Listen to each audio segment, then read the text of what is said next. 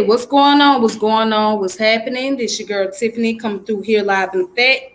Tonight I am going to be dealing with the topic, and I have a special guest. A lot of us know this brother. I mean, he's not only the co-founder of Team Osiris, but he's like that mastermind. When I say a mastermind, I mean a mastermind. Like this man is so unique. What what can I say? He's unique. He's unique when it comes to like studying science. I'm not talking about just one subject of science. I'm talking about all fields of science, whether it be biology, because that's what his major is. Uh, he can talk about anthropology. This man can talk about astrophysics. I mean, this guy right here, he is totally unbelievable. Like he's like that teacher on the streets. It's like you meet somebody that's from the hood, but you meet the nerd and the hood come together, and you got that hood nerd. That's how I can describe this brother. But he's brilliant. He's brilliant in his own right, and he's very powerful. I mean, he got a mind out this world. And the brother that I'm talking about is Brother Ngozi, also known as Justice Amir. So I'm gonna bring him on here. We're gonna talk about how to explain quantum physics, and not only speaking on how to explain quantum physics, but we're gonna get into the concept about the afterlife as well. So it's a lot of questions that I have to ask. All right. So as you guys can see, I'm gonna be doing the questioning, and he's gonna give me some answers, and I'm gonna have my little dialogue with him and whatnot. But we're trying to figure out what is quantum physics and how do you explain quantum physics? What is it? So, first of all, I want to say shout out to Brother Ngozi. Ngozi, are you there? Yes. Peace. Ujataneb, Queen. What's happening with you? Peace and love. Hey, peace. What's up? What's going on? All is I'm well. glad we're here tonight. Yes. I'm glad we both here. We here. We gonna get it cracking. That's what's happening. Okay. Woo. It's a lot of things that we want to talk about. A lot that's dealing with quantum physics. But before we can even talk a lot about quantum physics, the question is, Ngozi, and I want you to break it down because you know physics better than I do. Exactly, what is quantum physics and how do you explain quantum physics? Like, how do you explain it? What is it? Well, quantum physics in a more simplistic way. I'm sorry, in a more simplistic way. Well, in a simple way, quantum physics is explaining the elementary particles or the small super subatomic particles at the smallest level. These particles prepare for the building blocks of mass energy. Now, we deal with the quantum reality. These quantum particles are not really predictable because you have phases in quantum particle in the quantum field, which quantum particles can go in any direction. These directions can go in a position in physics, which we call superposition, if we understand what superpositions are. So they're not predictable as as regular classical physics or understanding the classical objective matter on the surface. We understand like if you drop a ball, gravity is going to pull it down, or the predictable laws that we deal with in classical physics on objects that we can see going on the surface. When you get into quantum physics, this is the super subatomic particles that make way for mass energy. Like, for example, we base time off photonic patterns. So based off that, this allows us to measure the photonic activity before the Earth get close to the sun and the sunrise. We measure it, and we get an idea of time based off those patterns. But photons are not bound by time because they're not bound by mass, because they're super subatomic particles. Now, if we deal with these super subatomic particles or quantum particles, they are not predictable like the things that it builds. As I talked about before, the quantum or the super subatomic particle makes way for the atomic, which makes way for the molecular. Molecular makes way for the mass. We know molecules is a collection of atoms. Then before atoms, you get into what makes up an atom, which is proton, neutrons, and electrons. Then we get into the smaller units of proton, neutrons, and electrons. And we know that 2 up quarks and 1 down quark creates a proton. 2 down quarks and 1 up quark creates an electron. The electron is slightly higher or heavier than the proton. And then we go beyond that. We understand that super subatomic particles or quarks moves in 6 flavors: up, down, charming, strange, and top and bottom. Most of the super subatomic particles or quantum particles is responsible for the highly massive substance that we see only moves in the up-down flavors of the quantum particles. Then we get into muons and tachyons, and then bosons, which makes way for mass energy. This is the boson particles is what we call the God particle because it creates the field of mass energy that we know of. So we get into those smaller super subatomic particles, which makes way for the higher position of the basic classical physics. And understanding physics from a scientific perspective, that's just based off measuring distant range and speed of how particles work through mathematics, algebraic expressions, or whatever things, however you want to deal with it. Physics is a part of algebraic expressions if we understand that properly. Okay, cool. So now, basically, in a nutshell, quantum physics is just mathematics, calculation of some subatomic particles. Super subatomic particles, which is below the atomic, but they are not predictable, like atomic particles that are predictable, or the laws that makes it up, because you have something called superposition when you deal with it. And if we understand superposition, super subatomic particles can be in multiple areas. This is like when you deal with the double slit theory. And if we understand the double slit theory, if you put two objects to shoot within a double slit, it goes in a direct position that you can see. But if you put electrons in it, the electrons create slits or multiple waves, because again, those super subatomic particles moves in more than one position, or they are in multiple positions. So the ideal particle or atom, if you shoot it through there, you're going to see the double slit on the back slide. But if you shoot the stuff that makes it up in there, you have you're going to see the positioning of them move in multiple directions.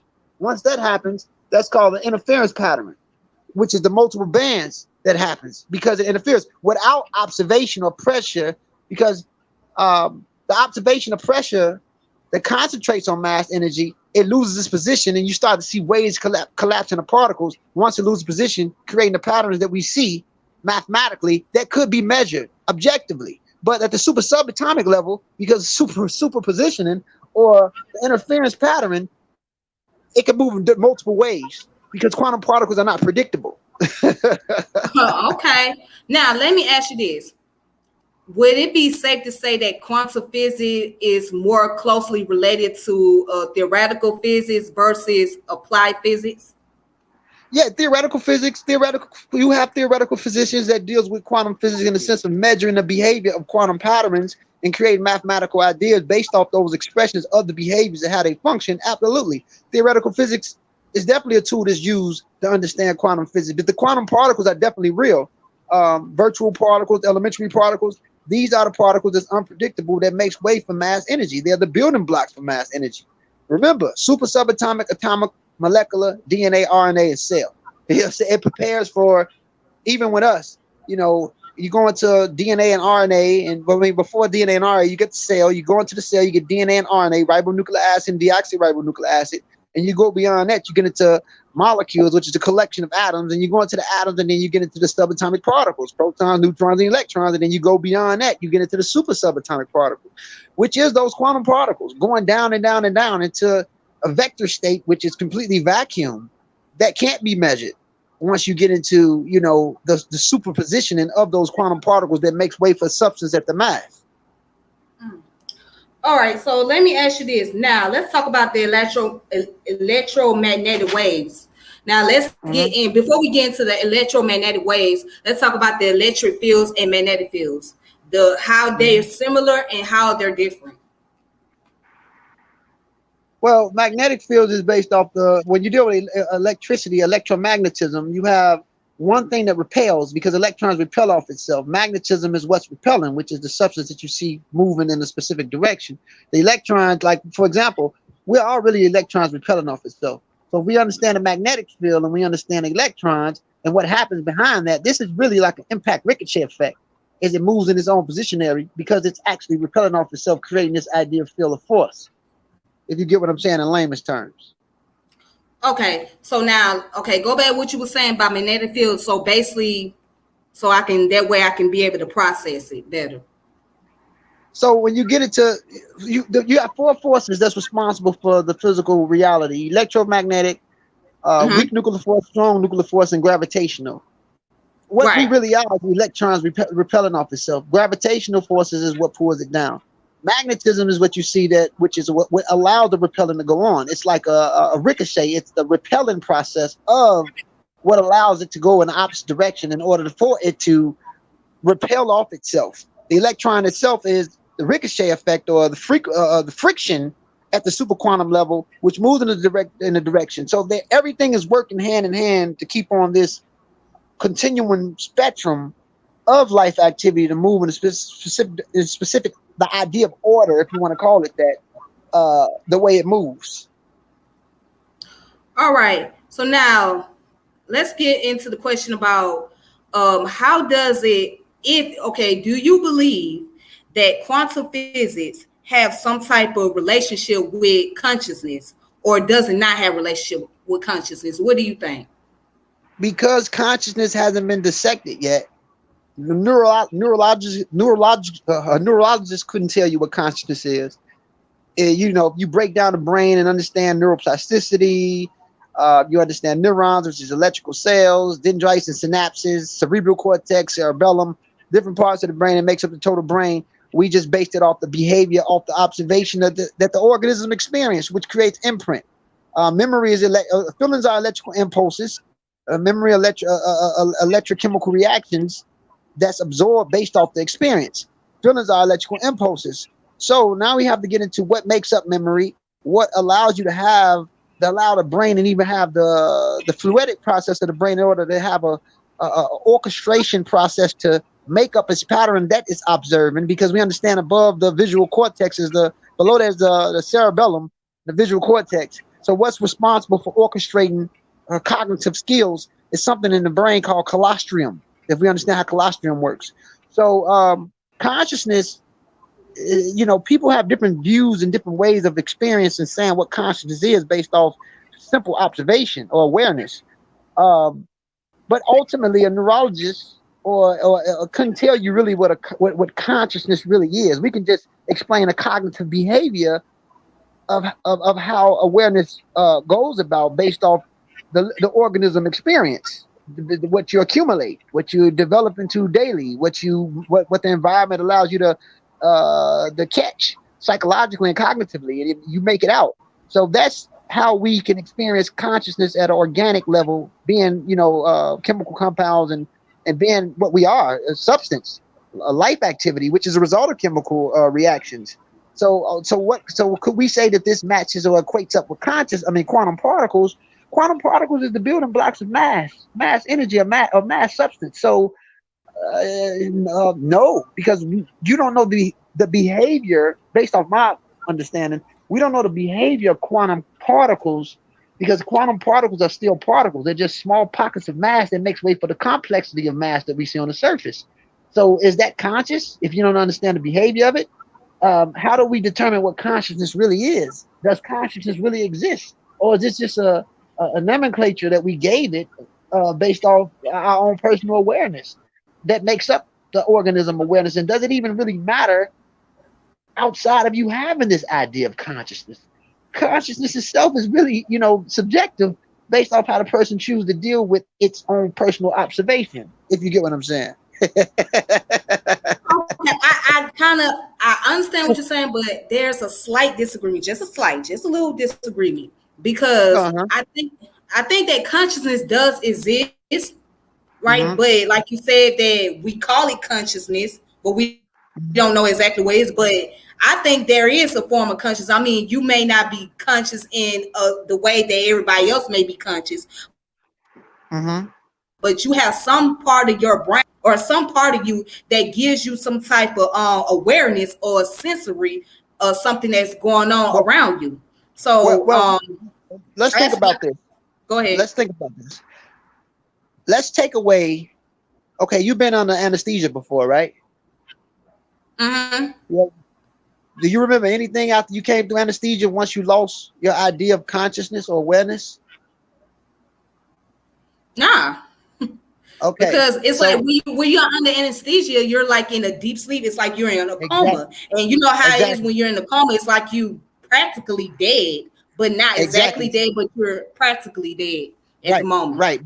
right, but they do know they have certain machines that know that you're still alive and functioning, yet and still it's no sensory or nothing connecting to the dendrites and synapses in order for you to have a visual experience anymore. You're out of there, right? So imagine if you lost consciousness or awareness, dendrites and synapses wasn't working, neurons, which is electrical cells, isn't working, colostrum isn't working in order for you to organize or orchestrate your personal awareness. The cerebral cortex isn't working, which allows you to have your sense of complex thinking. Imagine what happens when this stops. Imagine without a brain, which is protein based, which deteriorates. It's just like when you have Parkinson's disease or Alzheimer's, or protein clusters in and around neurons, or Parkinson's, which is low dopamine production. Uh, if the protein clusters is in and around the neurons, it doesn't get proper signal to allow you to have an orchestrated awareness based off what you're experiencing daily. You start to say things that's unorthodox. You start to forget a lot, even though memory pops up in and out of glimpses. Like, for example, you could be 90 and you might forgot something 2 weeks ago, and then a week later you remember it and say, oh, I seen my yellow head is on the table, but you forgot about it 2 weeks prior. So if the brain isn't functioning, if you got protein clusters in and around the neurons and it's blocked from proper signaling to allow you to have an orchestrated consciousness, is consciousness based off the protein-based substance, the fluidic process of organic matter functioning properly? Or does consciousness exist outside of the experiencer that has a proper, because without proper brain flow or proper circulation, or even oxygen circulating to the brain properly, like if, for example, if you was a strangleman and I lost oxygen, I lost consciousness. So it's consciousness based off I'm not saying that's what consciousness is. It's kind of a paradoxical thing. This is the organic way of looking at it based off the experience of the organism. Now, is there a sense of awareness outside of objective consciousness that isn't objective consciousness at a super subjective state, which is a vacuum state? That's a subtle activity that's undefined. Now, in the mystic, and I don't want to go into the mystical text yet, but I'm going to go into the scientific text. Right. This is the field. Energy means to work, and we understand energy moves in different stages. So if we go into past super subatomic particles and we go into vacuum energy, this is a sense of working force or activity that's undefined. You get what I'm saying? So I can only express consciousness based off being an organism that's functioning right now, right? But that process of awareness that makes way for the objective awareness, that's really undefined. So it's a paradoxical answer. And when it comes to what ultimately is that prior to objective awareness, because we give that sense of awareness the name awareness, whatever the hell it really is, if you really think about it. You get what I'm saying? Yeah, I get what you're saying. I wanted to piggyback real quick. Now, let's go back to the part about memory and Alzheimer's disease, dementia.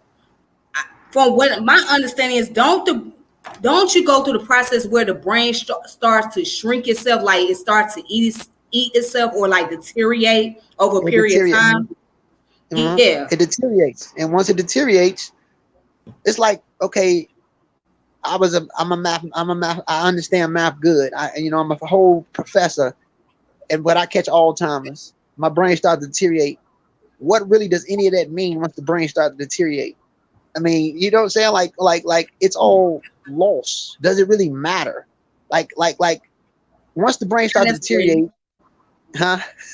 I say not necessarily. I was answering. Yeah.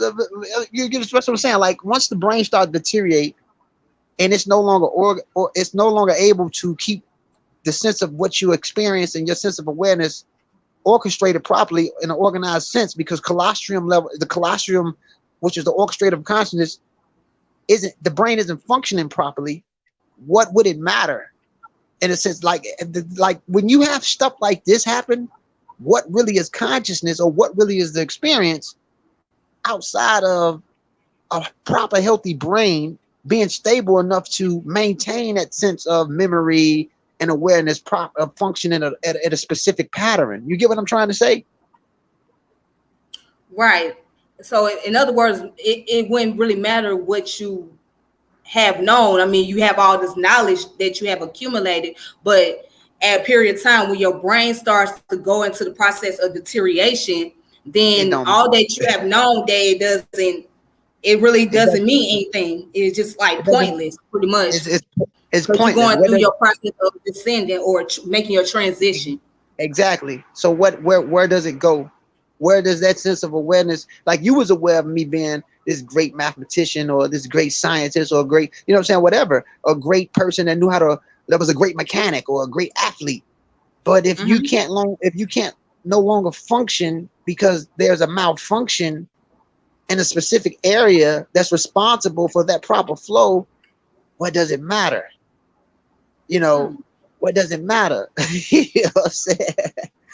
So not saying that there still isn't a sense of awareness outside of your chemical experience as a living organism, but that sense of awareness isn't the same as the awareness that you accumulate based off the concrete program setting that you have right now organically as Tiffany, or as I have as Amir, or as anybody else that's listening. You know, right now it's based off what you experienced, what you accumulated, what you went through, what you've been through, and you can only remember what you went through in all those phases as long as you had a healthy memory to accumulate that as you develop, as you've been developing as who you are individually. You get what I'm saying?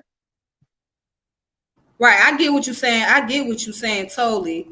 Now I want to ask you this, Ngozi. Let's just say now you said that quantum physics doesn't necessarily have anything to do with consciousness because consciousness is subjective. Okay, got that part established. Now, does quantum physics have something to do with the brain or particularly the neurons? Let's talk about that because when we're talking about particles, right, we're talking Mm-hmm, about how mm-hmm. we're made of atoms, right? Yes. Mm-hmm. Subatomic particle.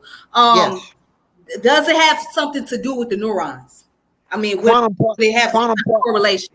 quantum particles have something to do with everything at the deeper level. Anything that's made of matter, any level of mass energy. Remember, quantum particles makes way for the subatomic.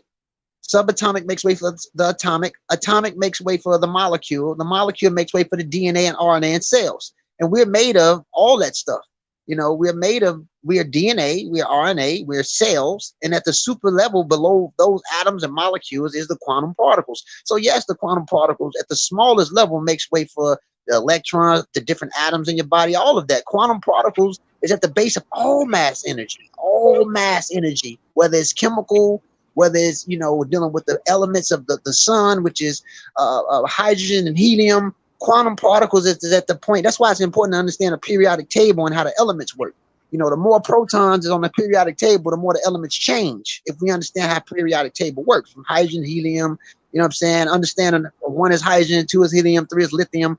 If you understand how those, the more protons you have, the more the element to change. But below those protons and neutrons are the quantum particles, which is the up-down quarks of the quantum particles. Remember, we talk about quarks moving in six flavors: up, down, charm, and strange, top, bottom. So absolutely, quantum particles makes way for atoms and molecules, DNA and RNA and cell, which makes way for tissue, and tissue makes up the brain. You know, so absolutely. All right. Now, let me ask you this. How important is it to know quantum physics? Why quantum physics is so important? Because quantum physics explains the underlying principle of nature. It makes way for nature. You know, nature has set laws of physics that we understand. That we understand the behavior of nature, the forces that makes up for nature, the elements that makes up for nature. It's only six major chemicals that makes way for what we are as organisms: carbon, hydrogen, oxygen, nitrogen, phosphorus, and sulfur. If we understand that, we understand what makes way for eukaryotics. You know, prokaryotics fed off a society of bacteria, formed the nucleus and developed the eukaryotics, which makes way for cells with a nucleus properly. So if we understand the laws that makes up nature, the laws of physics, the quantum particles explains the underlying principle of that within itself. Okay, that's a beautiful response. Now, I'm going to kind of take it back just a little bit. I know it's going to kind of sound redundant, but just hear me out.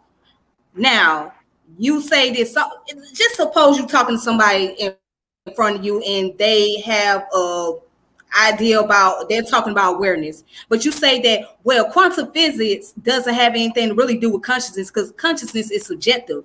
But they say, okay, well, you just explained that quantum physics has a lot to do with the neuron cells, right? And with the Mhm. neuron cells allow us to have some type of brain functioning. And that part, Okay. there's a part of our brain which is the cerebral cortex that helps Uh, us to remember things and be able uh, to integrate things. So therefore, how can't you say that it doesn't have anything to do with a sense of awareness or the sense of consciousness if you just made that explanation? Now I'm just playing devil advocate. right. And I will play the devil's advocate and throw back. It's paradoxal because what is consciousness? This is a nomenclature that we gave the idea of life activity or observation of life activity based off the sense of what we call awareness is. So if you take your sense, the reason why it's subjective, because it's what you make it based off your personal observation. So does consciousness exist without someone saying it's called consciousness? It's life activity doing what it's supposed to do. And the observation aspect of it, you say, oh, that's awareness. But is it really awareness if it doesn't have that label called awareness to even call it consciousness? What really is it? So consciousness can be whatever you choose to make it be based off your sense of what you define awareness is. That's what makes it subjective. Like you may see reality different than how I see reality. I may see that, even though me and you may see something the same. Let's say we say see something in front of us the same way, but I may have my own interpretation of what I'm seeing in front of me, and you may have your own interpretation of what you have or see in front of you. So how do you determine what awareness is if we take that label away? So I say it's subjective because is this thing that we define as awareness really aware? And what is it that we call awareness? And how could we define what awareness really is? So it's a paradoxical answer. And that paradoxical answer can ultimately only make it subjective based off how you choose to see that sense of awareness. Okay. Okay, great. Okay, cool. Now let's shift the topic over just a bit.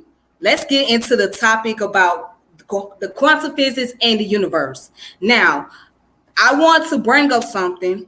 Okay. I want to show a definition real fast, and then we're gonna build on this because Mm-hmm. it deals with the theory about the universe regarding to consciousness. I mean, not consciousness, quantum physics. So Mm-hmm. let me go ahead and bring this up. If you can see the screen. All right. So this is dealing with the holographic principle, right? So the holographic principle is a tenet of string theories and a supposed property of quantum gravity that states that the description of a volume of space can be thought of as encoded on a lower dimensional boundary to the region, such as light-like boundary, like a gravitational horizon. First proposed by Gerard Hooft or Hooft, if I'm saying it right. It was given a precise string theory interpretation by Leonard Susskind, who combined his idea with previous one of Hooft and Charles Thorne. As pointed out by Raphael Buzzo, Thorne observed in 1978 that string theory emits a lower dimensional description in which gravity emerges from it in what would now be called a holographic way. The prime example of holography is the ADS slash CFT correspondence. Now, just stop right there. Now, let me ask you this. Do you, Ngozi, believe that, regard to the universe and quantum physics, do you believe that we live in a holographic universe, or do you believe it is holographic? Yeah, I believe me personally, I do believe in, I believe in the simulation or the holographic universe because 99.9% of atoms are made of empty space. And if we understand quantum particles, another nomenclature that they get into, a nomenclature that they get into is called virtual particles. So ultimately, what really is this reality? And if we understand string theory, and this is from a theoretical physician perspective, or theoretical physics, how they explain it, Macchiao, with the I think he's of Japanese descent, he explains it well.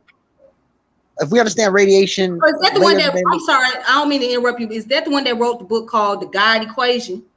he created he wrote the God equation, and there's a few other theoretical Okay, physicists that I explain got it. one of his books. Yeah, go So ahead. so if Continue. we understand if we understand quantum particles, and if we understand the superposition of super subatomic particles, which makes up for everything that we see on the surface, including myself and brain tissue and all that, the universe and all mass energy, stars, planets, galaxies, everything, chemical, all of it, uh, it all dissolves into a fog of nothingness. And it's the phase of reality that some physicists explain after the universe ceased to exist, called heat death. When all of it ceased to exist, as if matter never existed the whole time. If we understand heat death, everything is subjective. Things deteriorate, it breaks down. Anything that appears to be subjective or subject to change ultimately isn't the idea of what we call real. If it becomes, if it deteriorates and breaks down and dissolves eventually, so I believe, based off that, yes, I do believe that this is a holographic universe, and I do believe that it's a simulation. You know what I'm saying? Because ultimately, the true reality is that vacuum state that scientists defines as the vacuum energy, or early mystics call not to create, because I don't want to seem pseudo. So I don't want to. I don't. I'm trying to have I a. mean, go ahead, express it. I mean, So yeah. So I want to be able to. I want to explain it scientifically, and then I get into that reality, a layer of it from a mystical aspect a little later. But what you okay, define is nothingness from the mystical aspect. But at the science, from a scientific analysis, a scientific perspective, I'll say that vacuum state, which is the ultimate state that all things exist and come out of before waves collapse into particles, from a quantum particle going through a sense of inflation. You get what I'm saying? So okay, ultimately, so if this quantum particle never steered and went into the direction that it did, it would have created the inflation, which created the larger complexity of substance that we see around us. You get what I'm saying? So yes, ultimately, I think that we do live in a holographic universe, and I do believe it's a simulation. okay. Now, Hero put everything is subjective. What do you think about that? You said what now? I said, Brother Hero, hold Uh on. huh. Let me go back. Brother Hero put everything is subjective. So what I'm Yeah, asking you, what do you think about that? absolutely, absolutely. It's an article based off that from Live Science. You can type it up, and it What's the says the name of it? universe, everything is subjective. It's an article on that they posted, I think, last year. The universe is subjective, You said the universe is subjective? or everything is subjective. Yeah, it's one called. I'm trying to see Well, who called on my phone. okay. Oh, the one about subjective universe? Yeah, yeah, it's one from Live Science. I can't really find it myself Hold right on, now, hold but on. I think I can find it for you. Give me a second. Hold on. yeah, type up reality is subjective, and it really is. Is this the one about the objective reality doesn't exist? If that's one from Live Science, but this one came out, I think, a year and a half ago or last year. Okay, hold on. You said reality is subjective. Subjective. Brother Hero probably is aware of that article. Let me see if I can try to pull it up myself. Okay, hold on. Live science.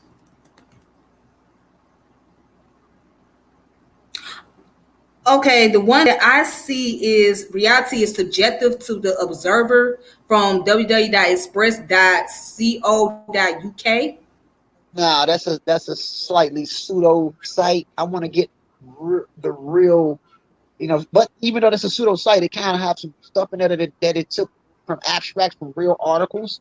But if there's an actual article that explains how reality is subjective, I can explain it, but I want people to see the Okay, sources then. and the reference, because it ultimately is subjective based off how people choose to see it. Reality starts from subjective first before you see it objectively.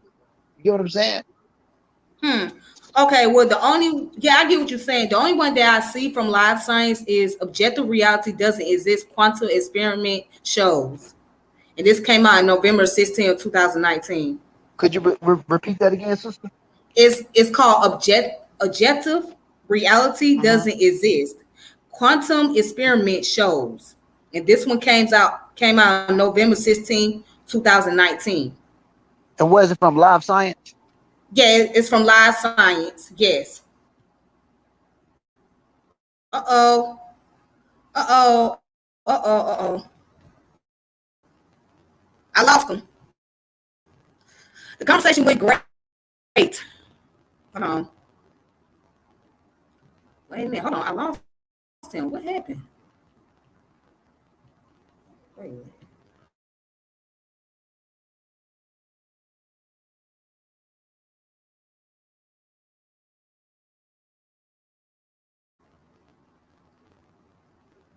Hmm. Ooh.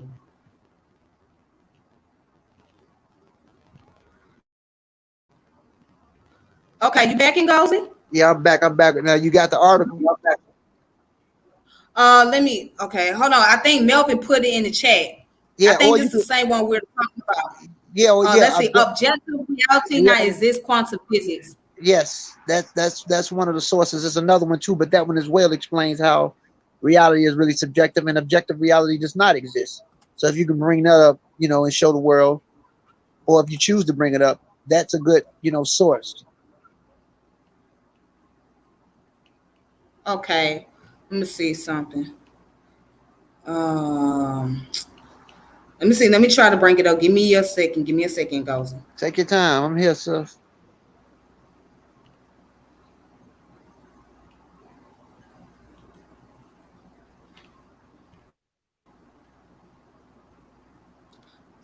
Melvin, if you could put it in the back chat, that would be great.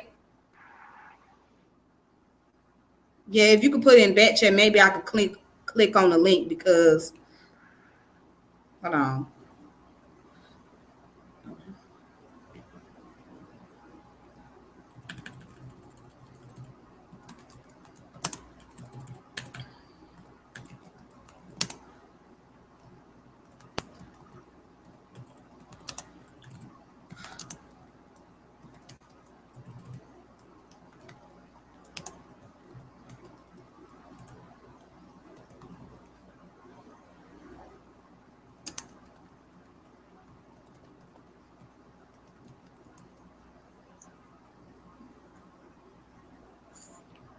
And if you can't bring it up, Tiffany, that's fine. As long as you got the article, and you could probably read it to the audience if you choose to, a little bit of it. Okay. Let me see. Well, the one I'm gonna pull up the one that I had before. Mhm. The one about the objective reality doesn't exist. Quantum experiment shows. Yeah. Let me go ahead and pull that one up. Okay. All right.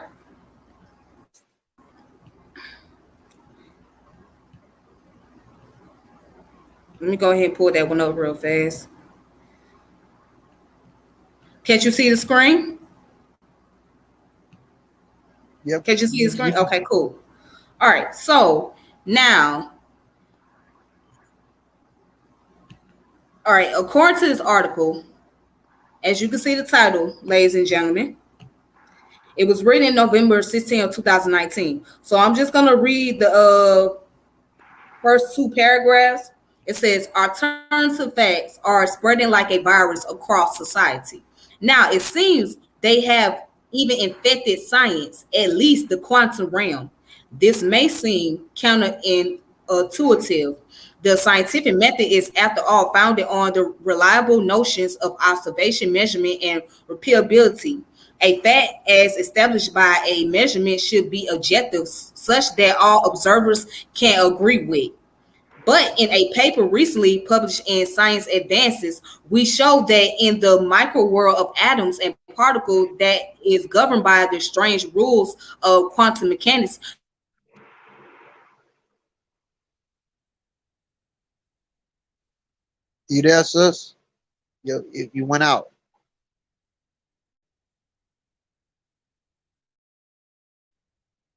Tiffany, you there?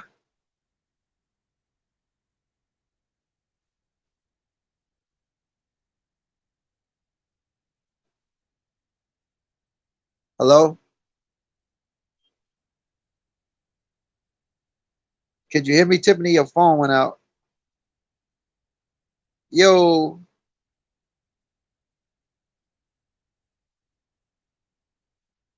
Tiffany. Let me get off and jump back on. Hopefully, if I get off and jump back on, I can hear you. Okay, I'm gonna let you jump back on, Tiffany. So yeah, that article clearly explains, how reality is objective. I mean, how reality or the objective reality doesn't exist, and it proves that the reality is that ultimately subjective. So that's the importance of what we need to know. So the ideas of awareness and consciousness and all these labels that we give it, it really doesn't matter. That's why some of the Buddhist literature, as it explains anatta or no self, is really relevant if we deal with that. If you want to call Buddhism a philosophy or whatever, because ultimately there is none outside of what we can deal with and what we choose to make things from our subjective reality, what we choose to make objective based off our subjective reality. But ultimately, the objective reality does not exist, and everything within itself is ultimately subjective. That's how tricky things are. Okay, I'm sorry about that. Yeah. I tried to, talk a little bit until you get back on. I'm still here. I'm sorry about that. Yeah, the service went out. But let me go back to where I was reading. Hopefully you caught on to most of the stuff that I was reading on. But I was reading the last paragraph right here. It says observers are powerful players in the quantum world. According to the theory, particles can be in several places or state at once. This is called a superposition. But oddly, this is only the case when they aren't observed. The second you observe a quantum system, it picks a specific location or state, breaking the superposition. The fact that That's nature right. behaves this way has been proven multiple times in the lab. For example, in the famous double slit experiment. See, we just talked about that earlier. We just talked about Okay, this earlier. but wait a minute now. Just wait a minute. You remember when that little girl did on what's the name of that show, The Boondocks, when she was when she was on the little podium at the church? She was like, "Now wait a minute, just wait a minute." Yeah, but wait a minute though. But the universe itself is not infinite. There's no infinity to it, right?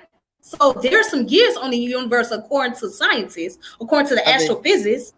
I mean, determine. Let's look up the universe for the audience and see what makes up the universe. Because the substance in the universe is not infinite because it dissolves, it breaks down. Stars die. Nebulas are clusters of stars. That's still a form of mass or matter. Planets. Let's look up what makes up the universe. If you understand a rainbow gravitational theory, they said if there was a prior universe before the universe that we live in. Um, Theoretical physicists really trying to figure out what happened prior before the Big Bang or before that primordial atom expanded 13.8 billion years ago. If we want to base it off that, they say it was a prior universe that exists prior before this. But this is what makes it, you know, ultimately subjective because theoretical physicists don't really have the answer to what happened prior before that primordial atom expanded 13.8 billion years ago. The idea of what we call the Big Bang prior before that. Okay. Now, right here, let's go to look at let's look at the introduction. That's a lot easier. So, the universe, which comes from the Latin term universus, is all of space and time and their contents, including planets, star, galaxy, and all other forms of matter and energy. And we're going to talk about matter and energy in just a few moments. The Big Bang Theory is the prevailing cosmological description of the development of the universe. According to estimation of this theory, space and time emerged together 3.70.021 billion years ago, which we round that up, that'll be like 13.8 billion years ago. 13.8 billion And years ago. Mm-hmm. right. And the universe has been expanding ever since.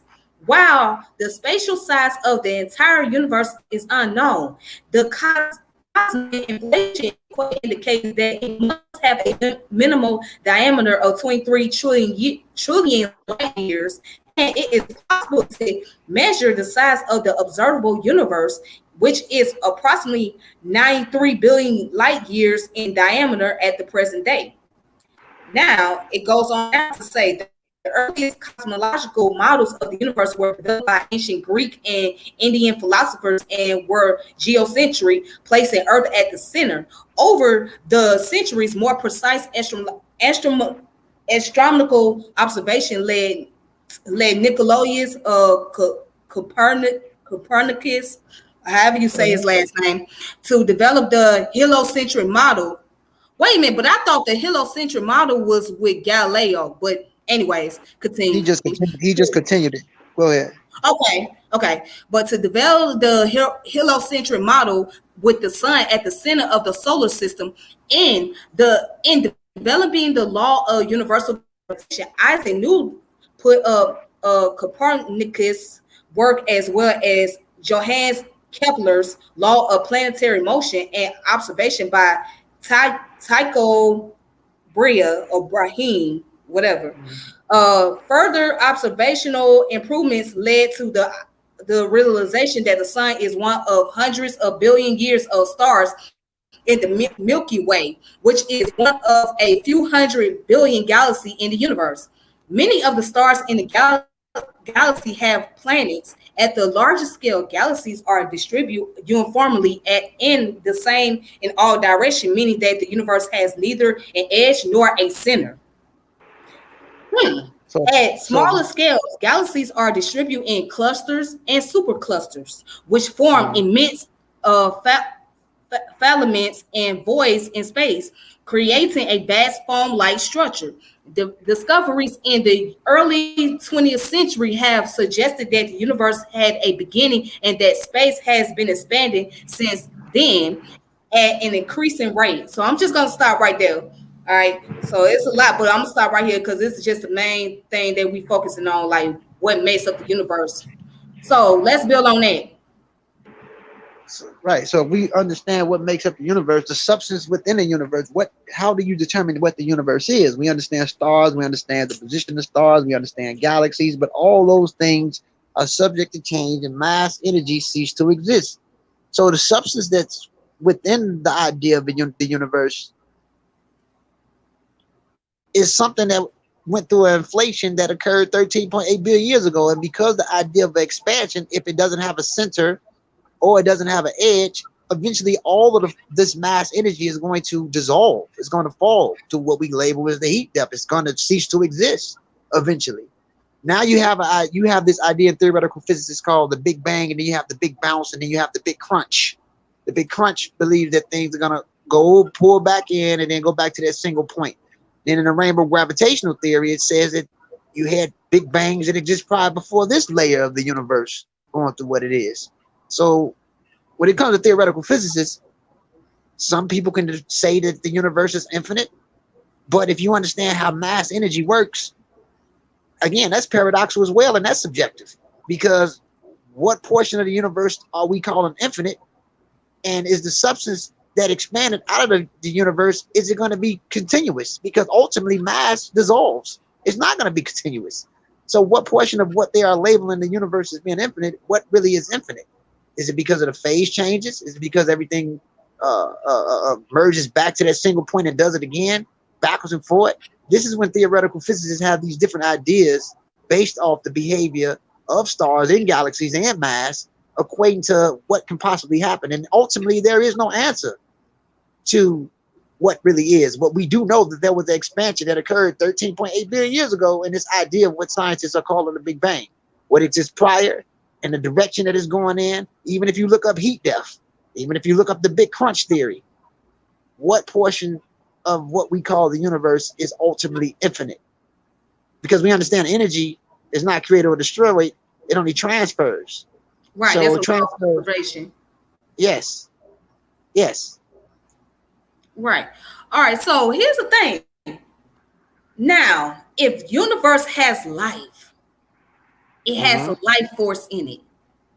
mm-hmm. Then I got several questions around this. For one, how can it be subjective if there's life? If the universe has its own form of life and it's been around, according to science, approximately 13.8 billion years, Why in the world would it be subjective? Because you make it subjective. Because you know, because it's still based off your what is life. Life is a sense. Like what? How do you determine what life is? Life is a sense of what activity. It's a form of energy at work based off what we call energy. It's a sense of activity. You are a form of activity. So how Mhm. you choose to deal with things subjectively, and then making it objective based off your subjective reality is based off how you see things. You feel what I'm saying? Just like the questions that you ask. You know, how is it subjective if life always exists? Well, you're a form of life and you have a subjective consciousness and the objective consciousness, which is still life activity based off whatever you choose to call life. Again, these labels that we give activity or this static or this fog of energy moving into different positions and stages of what we call life is all you know, ultimately it's subjective because I mean is these labels or these things really exist outside of a observer giving it those labels and names and titles? That's the trick. That's the Mm. trick. Your observation is what calls an atom. Your observation is called brown skin or black or white. What I mean, but it does that really exist outside of the observer? You get what I'm saying? Okay, yeah. Now, since you said that, that's funny. Let's look up observable universe because I'm glad that you brought that. Let's talk about that real quick, and then I got some more questions, but let's talk about that real quick. All right, Mm-hmm. you don't mind? Yes, yes. All right, all right. Cause see, this gets really interesting. All right, so so here it is: observable universe. The observable universe is a ball-shaped region of the universe comprising all matter that can be observed from Earth or its space-based telescopes and a explanatory probes at the present time. Because the electromagnetic radiation from these objectives, I mean, these objects has had time to reach the solar system and Earth since the beginning of the cosmological expansion, there may be a 2 trillion galaxy in the observable universe, although that number has recently been estimated only several hundred billion based on the new data from New Horizons. Assuming the universe is isotropic, the distance to the edge of the observable universe is roughly the same in every direction.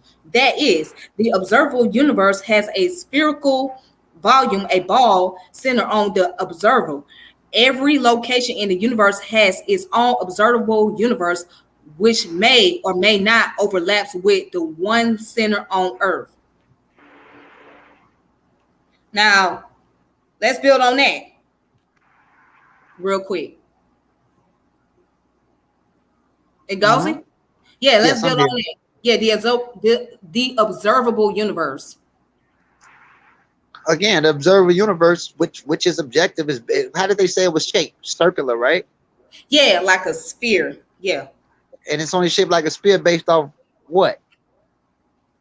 Let's go back. Okay, so This how stupid and tricky this shit get. hold on. Is or is space based telescope? Yeah, based off a telescope and exploratory And that probes and that at the present time.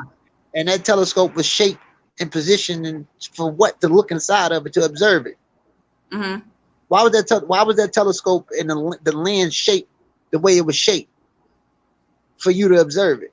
Like why is that lens shaped the way that it's shaped? That's the question that I'm asking. Point. Oh, that's a good question. Well, I mean, It was shaped to fit an eye, right? yes, And an eye is circular, right? yes. Well, oval shape, kind of. Oval shape. Okay, circular oval shape, right? Yeah. If your eye was square shaped, would the objective universe be sent in the sense of the lens circular if it was square shaped, or would it be square shaped if the lens was square shaped? If your observation or what you observing things based off your eye was a square shape and the lens was square shaped, would the universe be square shaped, or would it be still circular based off the lens that's or the telescope on the lens that's measuring what it's observing? Hmm. That's a good question. That's a good question. Ultimately, the shit is a fog, and at below at the super subatomic level, it's quantum particles going based off those superposition and moving in different directions, which is really a wave or ripples before collapsing into particles based off the observer that makes it out objectively. Okay. Right. So in the day, we observe it as this round shape, but in actuality, that's probably not what it is. It's just our eyes playing tricks on us, kind of like an illusion, Based off what optical we illusion. absolutely. So, being a Homo sapien and being your species, you're programmed to see things based off your observation of nature. But that might not. If you put certain insects that got 4 sets of eyes or 6 sets of eyes, what would they see? Would they see 6 seconds of the universe in the layer based off the telescope that was suitable for them if they chose? You know what I'm saying? Like, what really is it? What really is it? But we really don't know what it is. I mean, we might, because Oh, our brain perceive it one way, but like our so eyes, I mean, our brain perceive it based on what our eyes see. But so if if your brains is perceiving it one way, and it's not what you really see on the surface objectively, that makes it ultimately subjective, and the objective reality doesn't exist. Now we get into understanding the superposition of quantum particles. oh, okay, huh? Wow, yeah. So now, all right. I want to say this. Going back to also your point about what you said, the universe is not infinite, right? But the reason why people say it is infinite because when we pass on or make our transition, the universe is still going to be here. So it's going to take another what? How many years before the universe dies out? Well, when you leave, the universe don't matter because you're not that observer. Exactly. So Exactly. when you cease to exist, just because other forms of life continue after you, it exists to them, but to you it doesn't exist. You get what I'm Mm-hmm. saying? Right. So that's why I say it's paradoxical. What stratum or what layer of the universe is infinite, and what portion of it isn't? Because this limitation to us and our observation. Because if I Mm-hmm. cease to exist, the universe is irrelevant. I'm just life. I'm just a form of life activity within the universe moving. That's it. Once I cease, that layer of my reality that doesn't even matter. Other forms of life that's still going through the static pulse of life activity, it's up to them to observe it based off what they choose to deal with. You get what I'm saying? Right. Right. Okay. Now let's talk about matter and energy. Now you already expounded on energy because you used the law of conservation, right? Conservation. Yes, the laws of So the law of conservation. conservation. Mm-hmm. Energy cannot be created nor can it be destroyed. It can be Mm-hmm. transferred from one state to another. All right, we spoke Correct. about that. Mm-hmm. Now, in this case, let's bring matter into the picture because we know Mm-hmm. that matter occupies space. But when you and I had this conversation about matter, we were speaking on dark matter, and Mm-hmm. you spoke about how dark matter is not like basically a void or anything. It's just it's something there, but it can't be identifiable per se because so therefore it's called dark matter for a reason. Can't you explain on that? Can't you expound on it? But dark matter isn't objective matter or matter that we see on the surface, solid, liquid, gas, or plasma, or the substance that we see. You know, hydrogen, the helium, all the mass energy that we see. Dark matter is substance. Dark in science means unknown, so it's an undefined Right. force or mass energy that we don't understand. Now, there's a recent article out talking about galaxies moving in spirals and how dark matter is like wedges or spirals right behind objective mass energy. So, or surface mass energy. And we understand antimatter and matter. And the antimatter moves in the spin or the laws moves in the opposite direction than what moves in this direction that makes up the surface mass energy when you deal with antimatter and matter. But dark matter isn't antimatter or the matter that's on the surface. Dark matter is a sense of matter or mass energy that's undefined. And recent articles of dark matter, they're saying that the universe or galaxies are moving with spirals or cyclical in a spiral form. But dark matter is like brackets behind them, all connected in a weird way. So we really don't know what dark matter is, and they're just really trying to understand the behavior of this dark matter. But go ahead, Queen. So is it like what's the terminology? What's the terminology? What is it? And entropy? Do you think it's like Well, entropy? entropy is more of the unorganized or chaotic substance before entropy, prior before after that randomness. So no, it's not even that. Mm. Dark matter is a form of mass energy that's undefined. It's dark. They can't measure it. They're just understanding now. They're getting closer and closer to having an understanding of it. Just like dark energy. Dark energy is energy at work that's not defined, which shows that there is mystical aspects to this reality that scientists can't even measure and don't really totally understand completely. Mm. Okay. Okay. Cool. Cool. Now I have another question, Gozi. Yes. All right. So now, if we can't understand it, right? Mm-hmm. Or if scientists can't understand it, excuse me. But they're getting to understand it, but any real scientists won't say that they completely understand it. Dark matter isn't defined completely. They're just getting a glimpse of its behavior, especially based off what they just seen and observed 2021, based off how it appears to be moving. You know, Hmm. Okay. Okay. So do we? Now you said it has something to do with galaxies. So how is it that the galaxy has something to do with what we call matter or dark matter in particular? well, the galaxies is what you see. Those clusters, nebulas, clusters of stars, the planets. All that makes up. That's more than one galaxy within our universe. You got over 350 billion galaxies within the universe alone. We just live in one galaxy, and our little solar system is within one galaxy. But again, though, that's still mass energy.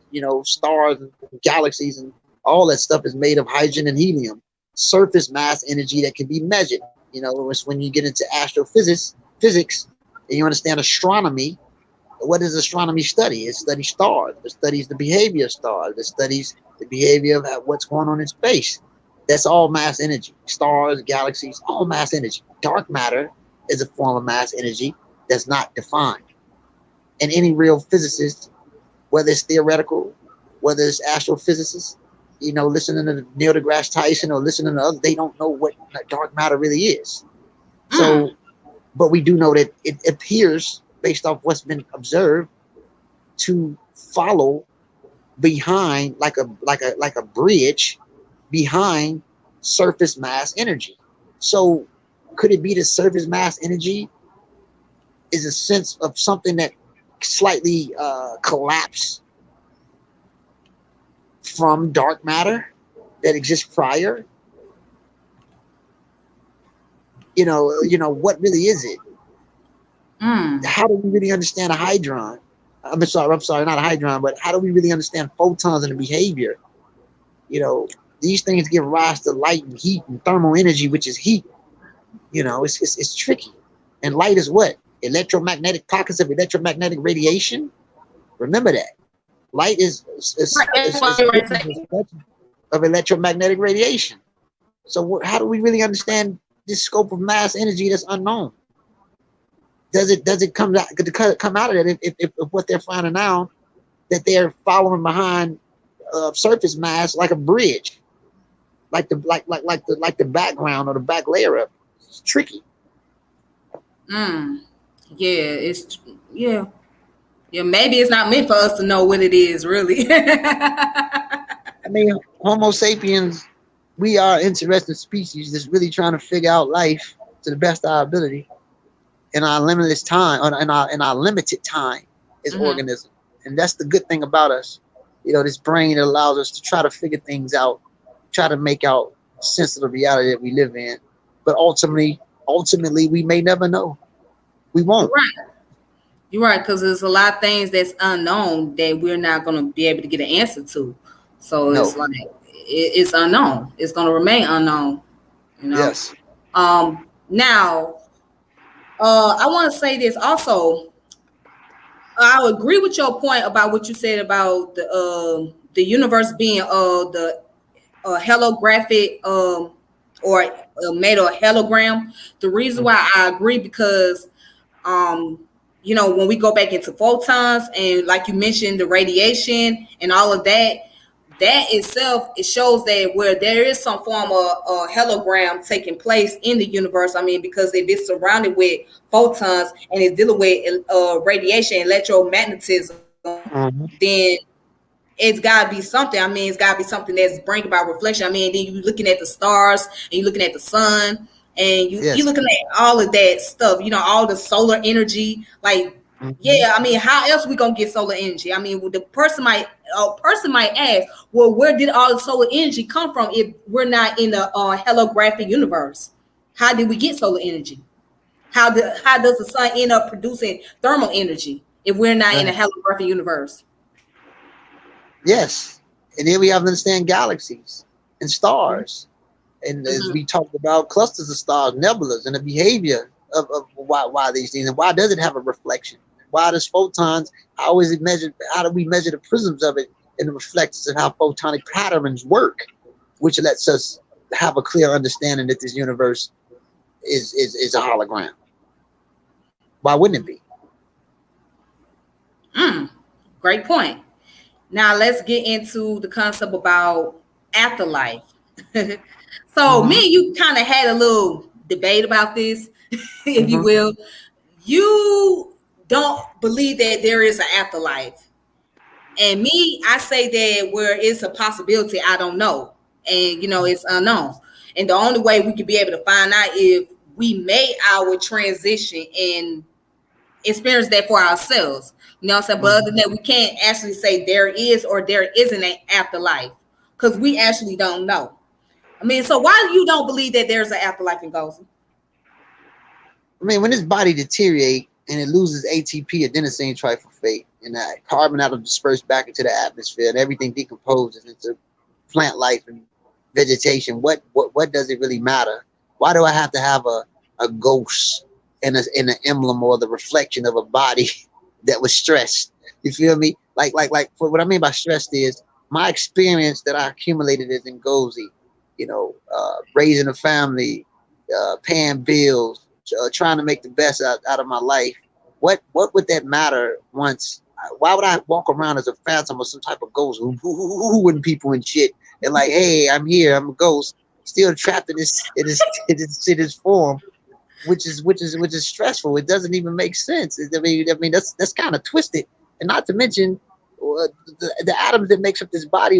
Why would an imprint hover around like that for a long accumulation of time? What's the point? I mean, where are the ghosts for Neanderthals? Where's the ghosts for dinosaurs? Every time motherfuckers say they see a ghost, they see ghosts as like an old woman sitting in a chair. Oh, so the chair got the ghost too? A chair got a ghost too? Or they see a motherfucker walking through the refrigerator. Oh, damn. I So think that deals with the psychology, like that got something to do with the psychosis of the individual. Because if they're yes, seeing ghosts, you might not see nothing, but they're seeing things, and so that means there's something wrong with their psychological behavior, yes, and it means they're hallucinating or they're losing their mind or whatever. Right, right. So that right there shows and prove that it's ignorance and people are nuts. Why do ghosts have on gym shoes or Timberland boots?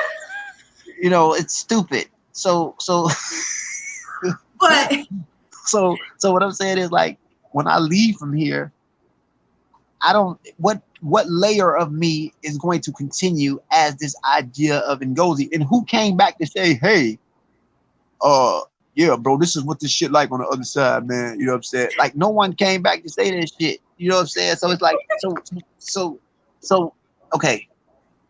Do I believe in life. Life is again, it's a sense of activity. So does activity continue after my chemical program decompose or break down in biological deprivation? Absolutely. Carbon atoms disperse back into the atmosphere and recycle. My body decompose and become plant life. Other living mhm. organisms are gonna feed off of it. Um, and chemical life is going to continue in that sense. The heat energy goes back into the atmosphere and breaks down. Thermal energy goes back into the atmosphere as heat. Um, and all those different layers that made up who I am is going to return back to the environment ultimately. So, and everything that I did, people are going to remember. That's the imprint that I'm going to leave. And if some people see me as a fucked up nigga, they going to say shit like, damn, bro, that was a fucked up ass sick piece of shit. If some people see me as a good nigga, they going to say, man, that was a peaceful brother. That's a heavenly state. So it's based off a state of mind. So that's all a form of life activity. So the memory that I leave behind by touching people's lives, loving people, cursing out people, doing what I do to people, that's my life activity and my stamp that's going to continue. The atoms that make me up is going to recycle back into the atmosphere, into life. Organisms are going to feed off me. Some of the atoms on my arm probably was on a dinosaur ass shit 200 million years ago. You know, everything recycles. Carbon atoms disperse back and recycles. So that's all life activity. The consciousness that I have, my awareness, what we call my awareness, you are aware of my awareness because you're remembering, you're recording this data right now. This is an imprint. It's going to be part of the technical program. Somebody might see it 30 years from now. And they'd be like, damn, it was slightly interesting. They might see this 100 years from now. It's an imprint that's being recorded. So it's like, hold on, Queen. Oh, go ahead. Before I jump back on.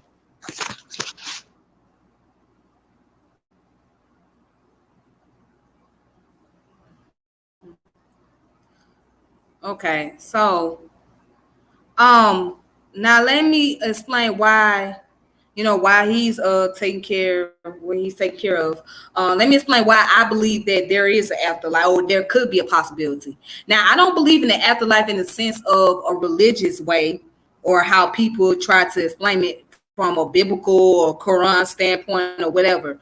But I think that there is an afterlife as far as, there's other life forces outside of this universe, outside of this place that we call the earth.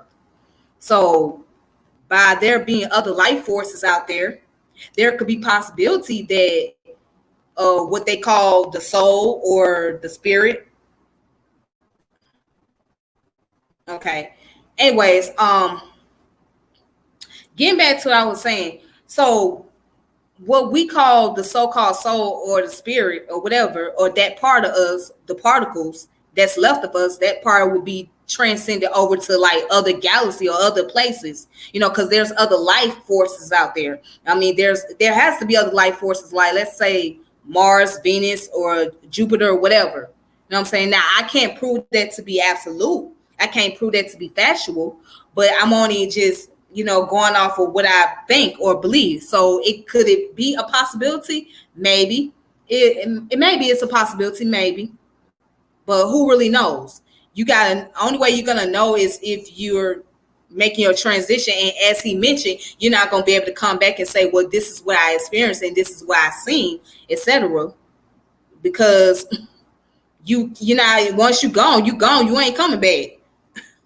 But like I said, who really knows what else is in store, as far as besides being decomposed or whatnot. We don't know where else we gonna go, you know what I'm saying? So I mean, but he has a great point. Hopefully I can get him back on here.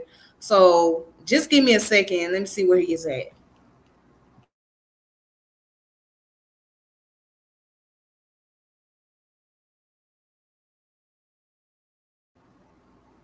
Or if anybody want to come on here until I can get Ngozi back on here, they'll be fine. So I'm gonna go ahead and put the link in the chat if you want to come on here and you want to.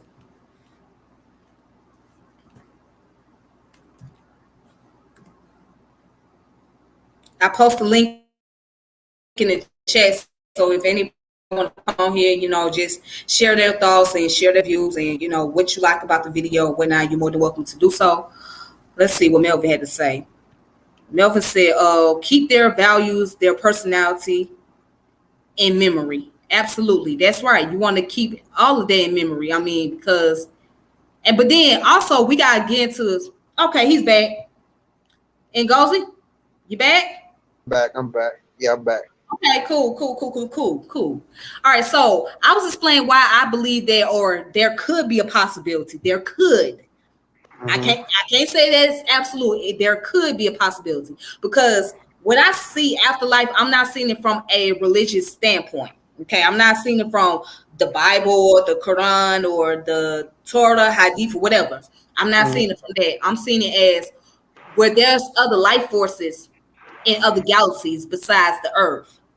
You know what I'm saying? I mean, because if we look at all the seven planets, where now they say it's 6 planets, I don't know how many planets is out there now. Well, all these different planets that has been discovered, you tell me there could be any other life forces there? I mean, life is life moves in multiple directions. It's based off how you choose to deal and see life. How do you see life? The six elements that makes up a life that we are composed of is carbon, hydrogen, oxygen, nitrogen, and phosphor, and sulfur, or what we call SNUP, CHOMPS, right? That's what created the chemical reactions that we are made of overall. How do we define life? The Earth is third rock from the sun in a perfect angle. Chemical activities. It was backwards and forward of environmental dryness and moisture and wet phases and all these different impulses on the planet cause the reaction to occur for us to be able to move and function in the sense that we do. We understand prokaryotics, eukaryotics, and bacteria and societies of bacteria, understand the power of nucleus and mitochondrial DNA, the powerhouse of cells, how things develop into structure. So if we understand the organic, uh, the components that makes up organic substance and activity of it, environmental factors and seasonal imprints, now we can get into what really is life. Now, if you have Mhm. another planet that's made of just gas or hydrogen, I mean, can we say that that's a form of life in its own direction? Or does life have to have limb proportions like us, like the Hoax gene that I told you about, or the Homeo toolkit, with limb proportions like us, with 2 arms and 2 legs and a brain? And I mean, you might have life moving in opposite directions. When gravity is on the opposite spectrum and things can only fly instead of landing, going down. You might have forms of life that on a planet that looks like sponges that lives under the surface of under the surface of the idea of ground than on the surface. So how do we determine what life is? If you might have a planet full of sulfur, you might have a Mhm. planet full of carbon, but these are the Mm. elements that makes up life. So what is life? Really, like, how do you see life? Do you only see life in the sense of moving objects? I'm sorry, moving organisms like germs and bacteria and you and me and ants and plant life? Or could you look at the elements that exist prior before, the chemicals that exist prior before that makes us as spectrums of life, even though it's not moving like you are? So, of course, on other planets and galaxies or those planets alone, can we say that those are form of life? How do you determine what life is? Mhm. Okay. That's a great question. You're right. So again, it goes back to what you were saying about subjectivity. So Exactly. yeah. And goes like I brought somebody on here. He goes by the name Brother Ibibo. If I'm saying it right, correct me if I'm saying it wrong. So, brother, if there's anything that you want to say, like if you have any question for Ngozi or myself, or if you got any comments, go ahead and do so. Go ahead and unmute your mic. Oh, yeah, let me go ahead and unmute you. Unmute Peace, your Miss mic. Tiffany. Can you hear me? Hey, how you doing? I'm doing all right. Peace, brother Amir. Mr. Ngozi. Um, Peace, brother. Peace. I just want to throw a little penny in the well. Y'all let me know how relevant this is with y'all conversation. I brought up the spirals, and I was just recently talking to my mom's about W.E.B. Du Bois and his interaction with visualizing Black America. Actually, it's the cover of his book, W.E.B. Du Bois's Data Portraits Visualizing Black America, the color line at the turn of the 20th century. And so I just brought that up because his some of these charts was similar to like some drawings that I was making, and a visual chart I was trying to represent. Looking back at information, looking back at what it is presently, and then looking forward, right? How I can use it in the future, and then looking back again at something else from the past, looking how that's affected the present, and then seeing how that affects the future, and in turn, those things create a spiral. That thinking creates this spiral effect of going from one thing to the next, and then to the next. So that was all I wanted to drop on y'all. I'm not no quantum physics, no nothing. You know what I'm saying? I like listening. It helps me understand because y'all good at breaking it down. So I just wanted to throw that in and see what y'all thought in comparison. I think that's beautiful how that brother just broke that down. The spiral patterns and how it moves to one point to the next. Yes, everything moves as a reflection of a reflection. As above, so below, as they say. Those impacts, and we only mimic the patterns that makes up the reality and move in the direction that makes up the reality ultimately anyway. So that right there is beautiful. How you came up with that, King. It's powerful. What you say? That's powerful how he came up with that and how he talked about that. That's real. I appreciate that, yo. Because like what I'm saying, I get inspired by the information y'all bring up. So like when people say the past repeats itself, what I'm saying, we got to think about that. How we kind of breaking down the spiral. If something's happened before, there's a different way to interpret it. It's a different way to use that information. It's a different way to move on past that information. Yes, and it does repeat itself. You cutting out. You cutting out, dog. You cutting out. You cutting out, G. You Hey, cutting out. Ghost, are you there? Yeah, I'm right here. Okay, yeah. I said life does move and that way. Past affects present, present affects past. It all makes up. Yo, let me Life his mic moves real cyclical scratchy. within Let me itself. jump off real quick. I'm sorry, what you say? His mic Brother, what you say? scratchy on my end. Let me jump up off of here. Okay, then yeah, let me just go ahead. All right. So now So what was you saying? It goes, I'm sorry. I was saying life itself moves cyclical, and like he was talking about, past, present, future. Past makes way for the future. Everything repeats itself in its own way. That's absolutely true. Life itself moves cyclical. That's a fact. So we only mimic the cyclical patterns that makes up, or the direction of the cyclical patterns that makes up those stage of life activity prior before the life activity that makes us up right now. So that's real. That's real. I'm glad that you brought that up. Cause now let's get into the last little conversation, right? And we can close it off from here. Now we go from the afterlife, right? Let's talk about what we was talking about reincarnation. But that form of reincarnation, even though science don't use that terminology reincarnation, but it's something that's very similar or give that type of description, is known as epigenetics. Now we know Right. that epigenetics is dealing with above genome, correct?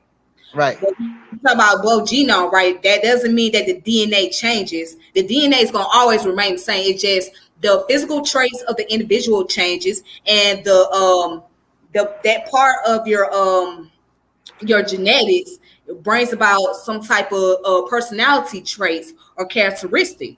So as we know of, it's and I'm glad brother had brought it up about W.E.B. Du Bois. You know, that will be more closely to epigenetics of what you're talking about, brother. The brother that was on here, because again, we carry on those traits of those who came before us. That's So right. yeah, we carry on not just the physical trait, but we also carry on the personality traits. Yes. So it's funny because you know about Kiki Palmer, right? She from Yes. Chicago. Okay, Kiki Palmer. She was on the program Revolt TV, and she Hmm. said that in the middle of the night she have like anxiety attacks, and she didn't understand why she had anxiety attacks. But she said the reason why, because she was carrying the burden of her ancestor. That's right. Yeah. So let's go ahead. Let's expound on that. Let's talk about epigenetics and reincarnation. I mean, and the similarity and the differences. Go ahead. That's right. So, yes, if we understand epigenetics, just not from, the genetic aspect of epigenetics, but how the environment can turn genes off and on. Environment can affect genes and turn certain signals off and on. For example, one thing that shows the idea of epigenetics is genetic dispositions of diseases. There's diabetes running a family, and that becomes a genetic trait that passes down based off one person who kept on a fucked up tradition of eating, and he passed it on generationally, and they kept it. Now the genetics has an imprint, and the environment hasn't changed, and the environment hasn't changed, and now it runs in a family. You have a family that's prone to catching diabetes because of specific lifestyle that a prior ancestor once lived. That's one way of looking at it. And also, we talked about the memory. Our situation hasn't changed in North America. So if I hold on one second, because I don't want it to cut off. I'm going to get right back on before it cut off. Okay, then cool.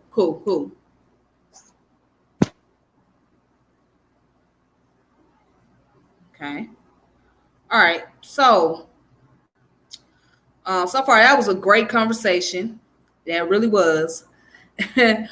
But yeah, going back to what you were saying, brother, at BBO, and when you was asking the question with regard to W.E.B. Du Bois and what he was saying about the spiral and all of that, in that sense, what you were describing or what you're kind of speaking of is the epigenetics. And as Brother Ngozi was explaining, that the gene turns on and off. That's it. You know what I'm saying? So by our gene expression turning on and off, right?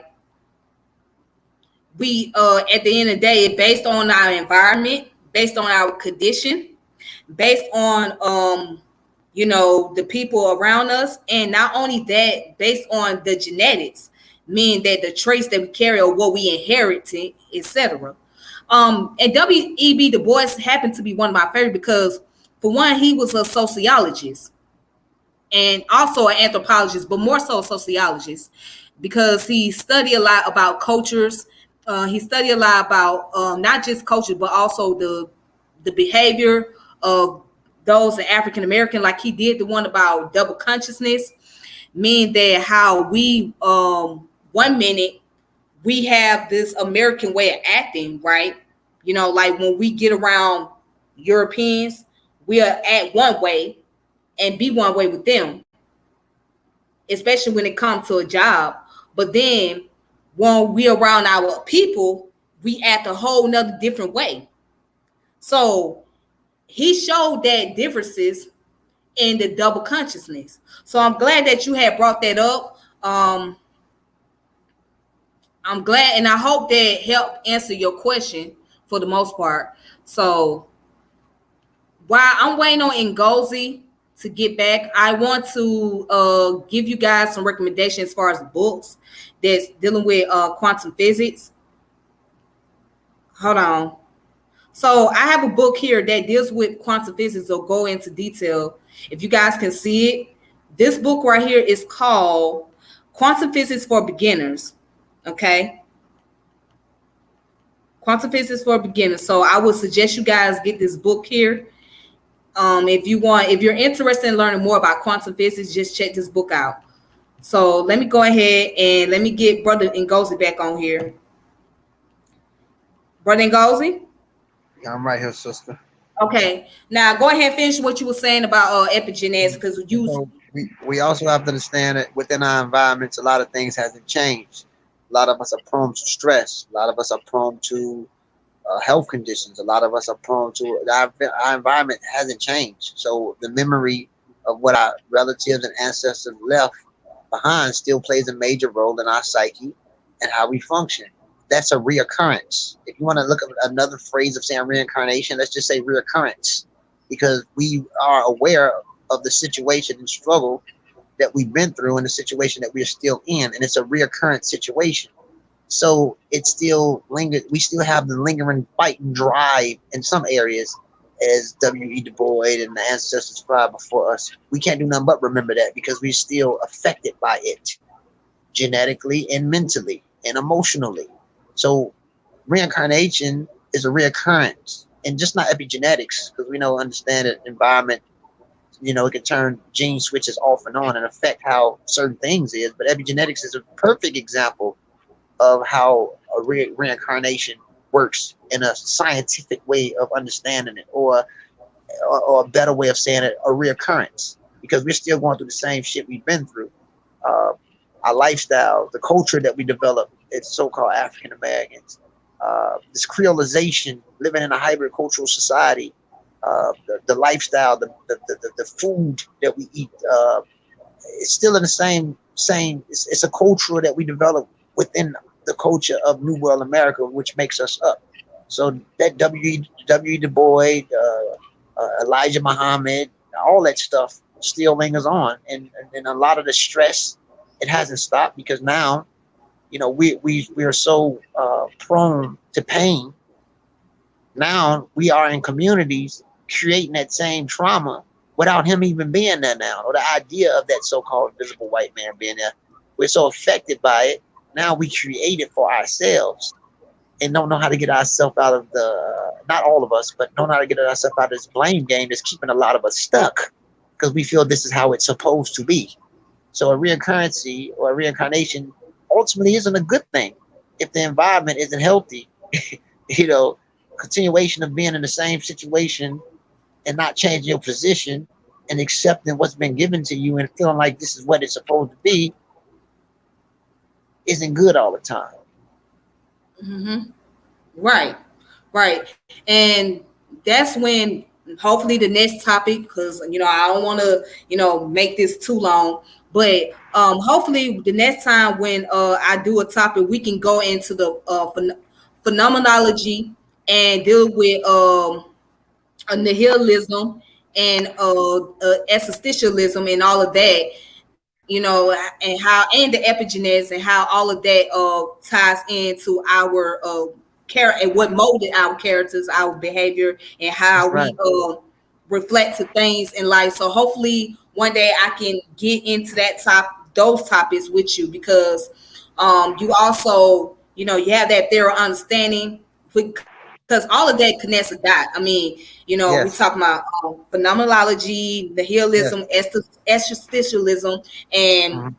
epigenetics, and Mhm. of course pathology. That's another thing, because we gotta That's get into right. the pathology. So That's right. yeah, it's we gotta build on that. So one day we're gonna get into that topic for real, because yeah, that's where it gets really deep. Like, we have to dig a little more deep and pull back the layers. And once we pull back the layers, then we can be able to have a better understanding. And it will help to kind of not eliminate, but kind of reduce the argument, especially between black men and black women, and That's right. how we view each other. What I'm saying? We have a better understanding of studying psychology and behavioral science, and why That's it right. affects our behavior and how we see one another and things like that.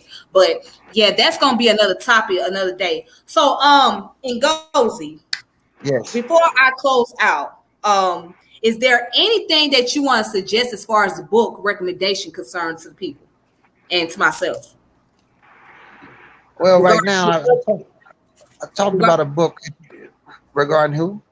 regarding to the subject about quantum physics and afterlife? But go ahead. I'm sorry. I think that that book that you brought up, Quantum Physics for Beginners, is definitely a good book for people to get involved with or get in tune with. I also want to tell people to study books by David Bohm. It's a book also out called Holographic Universe. It's an actual scientific book. And You type said David holo- Bowen. yeah, David Bohm, but also look up this book called Holographic Universe. It's an actual scientific book written by a theoretical physicist. I think people should get involved with that.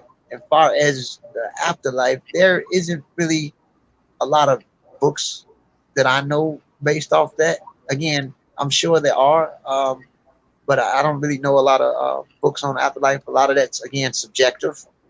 Uh, but I think that one book that I like to read on a mystical level, and some would say it's pseudo, and I don't have a problem saying it's pseudo, but it's entertaining for me, is the Tibetan Book of the Dead. The Tibetan Book of the Dead is a good book. It Oh, gives I you, heard that.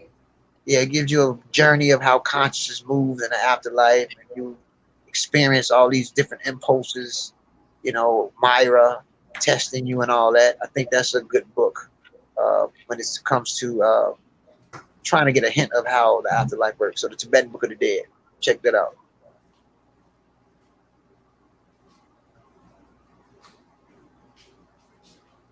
Well, well. Now let me ask you this about David Bowen. Is he a physicist or what is he? He was a physicist. He died. You know, Okay. he was going backwards and forth with Albert Einstein. And I tell everybody to get books on Albert Einstein and learn about just basic surface physics. You know, get most of his books. But yeah, he was David Bowen. He was going backwards and forth with him. And yes, he was a physicist. Oh, David Bowen. Okay. Hmm. All right. Well, one of my favorite books that I like to read and I always like to recommend to people regarding to understand how and some people might say it's a little pseudo, but I think it still has some relativity when it comes to like understanding the universe a lot better in more allegorical sense. Um, and one of my favorite books that has helped me throughout the journey, that has really enlightened me about understanding consciousness and universe and things of that nature, is this book, The Kabbalion. Oh yeah, the Kabbalion by the three initiates. Yes, the Kabbalion is a beautiful book. I Yes. really enjoy the Kabbalion. Yeah. Now they say it's called the laws of the universe or the laws of nature. Yeah, the seven hermetic laws: correspondence, cause and effect, gender polarity. Uh, yeah, the three initiates. The Kabbalion was really mimicked by one guy from Chicago named William Walker Atkinson. He actually created it. He went under these pseudonyms like Rama Sharaka. He was Mm-hmm. part of New Thought movement in Chicago, a European guy, but his name was William Walker Atkinson. And a lot of that Kabbalion comes from the Hermetic corpuses, you know, pre-Ptolemaic Egypt afterwards. But he kind of like got a lot of the ideas, and the book's good. It's very entertaining. Some people say it's pseudo, but it's really good. They say it's pseudo because it's a philosophy. That's why they call it Hermetic philosophy. Mm-hmm. And we know that science started off as a philosophy with, when, There you go. I'm glad you brought that up. Go ahead. before Aristotle's, before the scientific method was created, Aristotle's Physics, one of the first books, started off philosophical before the scientific method, before things can be observed and tested and measured properly. So some people say that his book's pseudo, but the Three Initiates actually was a guy named William Walker Atkinson who went under the alias Rama Sharaka, and a lot of that comes from the Hermetic corpuses. He also was into Hindu Hinduism, because you find a lot of that in the Bhagavad Gita and the Upanishads. So he kind of like merged it all together and came up with this analysis called, it's alias Rama Sharaka, and he had other pseudonames, but the actual guy is a guy named William Walker Atkinson. But the book is dope. I really appreciate it. Okay. Now here's one of the chapter in the book, which is chapter 5, the mental universe. This is why I love this book so much. It says the universe is mental, held in the mind of the all, the Kabbalion. The all is spirit, but what is spirit? This question cannot be answered for the reason that its definition is practically that of the all, which cannot be explained or defined. Spirit is simply a name that men give to the highest conception of infinite living mind. It means the real essence. It means living mind as much superior to life and mind as we know them, as the latter are superior to mechanical energy and matter. Spirit transcends our understanding, and we use the term merely that we may think of, speak, or the all. For the purpose of thought and understanding, we are justified in thinking of spirit as infinite living mind. At the same time, acknowledging that we cannot fully understand it, we must either do this or stop thinking of the matter at all. Now, that's powerful. This is why I love this book right here. This book Yeah, has like had me thinking on a whole nother level and looking back at the conversation. Yes, it may be pseudo and you know what I'm saying, because it's philosophical, but again, it is a lot more logical if you really think about it. I agree. Yeah, it's I a lot agree. more logical. It makes a lot more sense because when we talk about the laws of nature and all of that, I mean, it has some science to it. But Yes, even today, what we know as modern science, it came from the pre-science or the proto-science, which we yes, now know as pseudosciences. yes, Because yes, these pseudoscience, they're just beliefs. We no longer yes. need them. They Correct. don't really serve a purpose anymore. Now, Correct. does that mean that everything that's pseudo is bad? No, not everything that's pseudo is bad because like I always like to give an example, aromatherapy.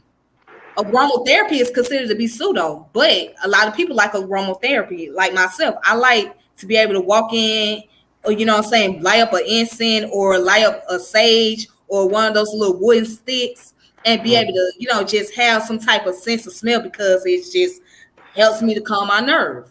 But it Yes. doesn't work for everybody. Some people say that meditation is pseudo. People might say that it's a lot of things that's They say considered to be that pseudo. acupuncture. They say that some people say that that's pseudo, but it's beneficial. You see them using it in the hospital, in certain hospitals, sometimes. So yeah, I agree with you. Um, Right, exactly. meditation is beneficial, Yeah, to allow the brain, from stress, to allow thoughts to be free without getting attached to them. It relieves a lot of stress. Even prayer, they say it's pseudo, but it's even who? therapeutic. Prayer, like praying. Even though it's a placebo effect, it's therapeutic because if you're praying this idea, it helps you relieve yourself from stress psychologically, gives Right. you some hope, that drive. So yes, what we label as pseudo in some areas could be beneficial. Uh, some things are pseudo because it can't be explained. Some things are pseudo because it's false and it doesn't have a complete answer in order to say that this is what it is and this is what it's not. But yes, some of these things that they say the pseudo could be beneficial and helpful. I wouldn't even really call none of that meditation or none of that really pseudo if it helps you in life. I think pseudoism is when you have sub-Saharan African blacks in America saying that they're aboriginal to America and they don't have any proof to prove that. They make up all types of bullshit. Oh my God, that is so. Oh my goodness, I Yeah, don't know why you even brought that up. yeah. That, They make up all types of bullshit saying Harriet Tubman didn't exist. And oh I, my goodness, please don't, yeah, no, please don't. That I drives think me I, crazy. I think, and I gotta shoot at the Hebrews. I think that's pseudo for you to be, Nigerian and Congolese and Wolof descent, and you saying that all these niggas that live in these countries that's primarily highly E1B1A, and you say that oh no, Africans is Hamites and I'm a Shemite, but most of them got the same haplogroup that you have, and you're saying that you're special, but 90% of Nigeria is E1B1A. So it doesn't make sense. So you say, so well, how you Shem and how's he Ham? I think that's pseudo. I think that when people say that human beings was walking around when Pangea exists, and this is what proves that out of Africa theory never happened. That's pseudo. But things that help us, like meditation and basic simple philosophy, that's not really pseudo. Right. And oh, Especially for another the one they consider to be pseudo is feng shui. Now, feng shui is the practice of rearranging your furniture around your home to give a certain type of energy. I believe that it works for me. Yeah, Yeah, that's real. Feng right. Shui is That's the definitely Chinese philosophy actually that came yeah, from China. yeah. But It yeah, works. yeah, they consider that to be pseudo though. But you know, but you know how that goes. Oh, also, I want to give another suggestion. Now, I have a book right here. It's called "The Beginning of Western Science." Um, so this is the first edition. This is the second edition. So the beginning of Western Science by David C. Lindbergh. But there's a reason why I posted that book up for a reason because and I ain't gonna talk too long, but I want to say this because we looking at interpretation. And the reason why I say interpretation, a lot of people get confused when we say Western science or versus other form of science, etc. We're not talking about it in the sense of a race type of thing, but in a cultural sense, ethno science. Because just because we use a certain type of methodology here in America doesn't mean that the methodology is the same elsewhere. You know what I'm saying? So it's just like if I was able to speak one language and somebody speaking another language, at the end of the day, right? We all saying the same thing, but it's just how it's being interpreted. So somebody may do this methodology based on the lateral conception, and somebody else doing it the linear way, but they getting the same conclusion. You see Correct. what I'm saying? If that makes sense. Yes. It's 'cause you Yeah, go back to our conversation about reality being subjective. you're right. Perception and interpretation. Correct. Interpretation, yes. Correct. So yeah, so and there's no argument that science is not universal. We know that science is universal, it is very universal. We know that. I mean, it's no argument against that, but it's just based on how it's being interpreted and how the method is being practiced. That's That's what's right. yeah, that's the thing. It's not that science cannot be universal because it is, it's just the method of science is practiced different That's from right. yeah. But that's all I wanted to put out there. Yeah. Anything else you want to say in Gozi? Well, I thank you for allowing me to come on your show. Tiffany, you doing your thing. Team O.S.I.R.I.S on the horizon. This is a great bill, and I hope that we can continue to keep doing this. Big ups to the whole Team O.S.I.R.I.S crew. And yo, we on the grind. Yo, we doing our thing. But I really do thank you, Sister Tiffany, for allowing me to have the opportunity to build on your platform. This is a beautiful demonstration, Oh and we need more. yes, We need more of these conversations because yes. this is what opens up the mind, and this is the beginning of group think. I appreciate you. Oh yes, what I'm saying, at the end of the day, it's about using critical thinking, critical analysis, and being able, like you said, open up the mind and being able to learn something different, something that's not in your usual conversation. Because this is not a regular conversation, you know what I'm saying? It's not regular for folks to be talking about quantum physics and all of that. But you know what I'm saying? I mean, half of the people don't even know what quantum physics is. And if they heard about quantum physics, they'll be confused, like, what? Huh? What the hell? And a lot of people don't care. And what I like about Team Osiris is that we still care, we're still thinkers, and we're still truth seekers. And that right there makes us scientific mystics, in my opinion, because we're a rare breed. It's not a lot of people that's like us, and I think that the mindsets that we have is what bond and brought us together. We're unique within our own rights. Not separating ourselves from humanity, but the life right now and the reality right now is in turmoil. We don't even see what's going on around us. Mentalities is tired. People are irritated. Human beings are very destructive towards one another. Animal life is being domesticated and going extinct. And I think that. Oh, go ahead, sister.